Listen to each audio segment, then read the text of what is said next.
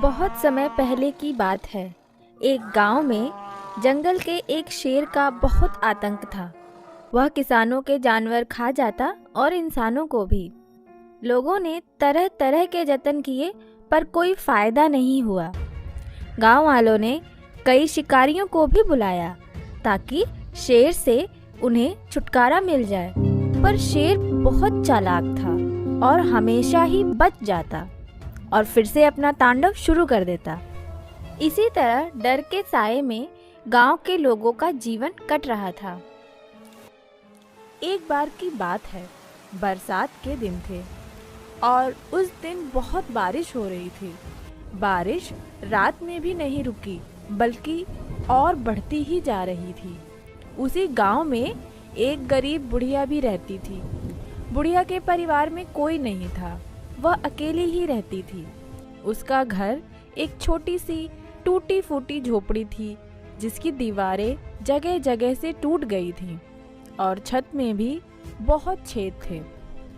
उस रात बुढ़िया एक कोने में अपना खाना पका रही थी और तेज बारिश की वजह से उसकी झोपड़ी की छत जगह जगह से टपक रही थी। बुढ़िया टप टप की आवाज़ से बहुत परेशान थी। इसी बीच शेर अपने शिकार पर निकलता है और बुढ़िया के घर के पास आकर रुक जाता है। शेर उस बुढ़िया को मारने की सोच ही रहा था कि उसके कानों में बुढ़िया की आवाज़ पड़ती है। बुढ़िया झुंझलाकर छत की तरफ देखते हुए बोलती है, मैं किसी शेर-वेर से नहीं डरती, पर इस टपका से बहुत डर लगता है।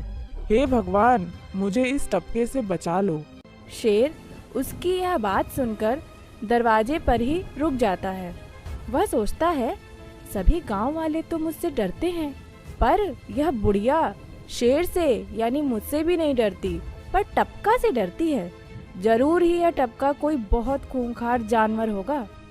इसीलिए मुझे तुरंत ही जंगल छोड़कर कहीं दूर भाग जाना चाहिए, नहीं तो यह टपका मुझे भी खा जाएगा। ऐसा सोचकर शेर सर पर पाँव रखकर हमेशा के लिए गांव छोड़कर भाग जाता है। तो देखा दोस्तों, कहते हैं कि कभी कभी जहां तलवार ना काम आए वहां सुई काम आ जाती है, अर्थात कुछ कार्य बहुत ही आसानी से हो जाते हैं। आपको हमारी ये कहानी कैसी लगी हमें कमेंट बॉक्स में ज़रूर लिखकर बताएं। कहानी को लाइक, शेयर और चैनल को सब्सक्राइब करें और लेटेस्ट वीडियोस को देखने के लिए बेल आइकन को ज़रूर दबाएं।